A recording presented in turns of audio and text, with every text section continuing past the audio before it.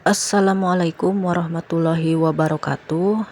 Kembali lagi bersama saya trader mandiri. Gimana kabarnya teman-teman? Semoga selalu sehat, lancar rezekinya dan kaya raya ya.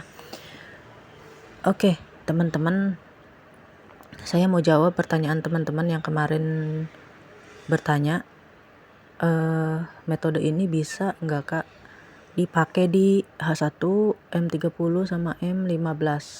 Kalau saya jawab bisa teman-teman. Bisa, tapi dengan catatan di backtest ya.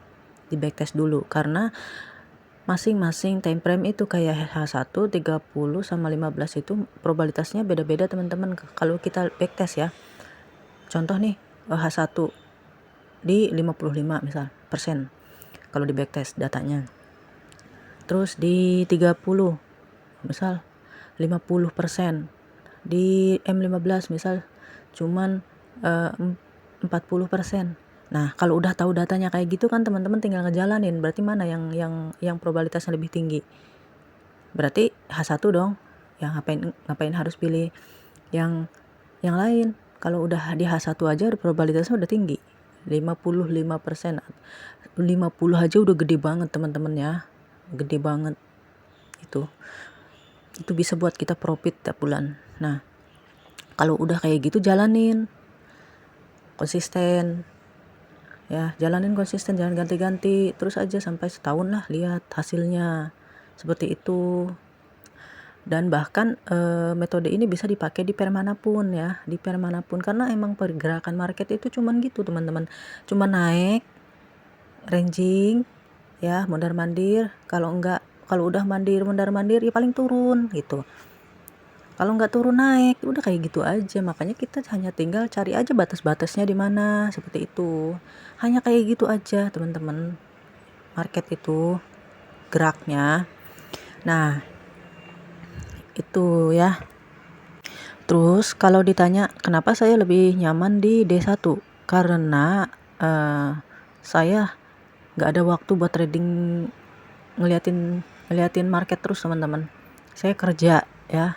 Saya kerja di negara Taiwan sebagai pekerja di kebun ya. Jadi waktu saya itu susah. Nah, D1 itu cocok banget dan bikin saya nyaman banget gitu untuk trading. Jadi kalau saya istirahat, saya lihat market ya. Saya lihat market, lalu saya cari untuk trading plan saya buat trading plan, lalu saya tinggalkan. Seperti itu teman-teman. Itu cara saya trading ya. Nah, selama saya trading itu dulu sering lihat market, sering open posisi, ya hancur saya di situ. Setelah saya tradingnya jarang-jarang, setelah saya teratur, juga selalu bikin trading plan dan jarang-jarang lihat market, malah profit teman-teman.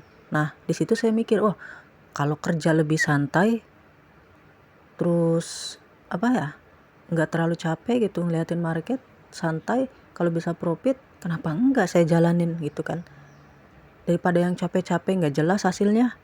Seperti itu. Makanya kenapa saya tradingnya di D1, karena saya udah ngerasa nyaman di D1 seperti itu. Karena saya juga bisa ngerjain hal-hal yang lain.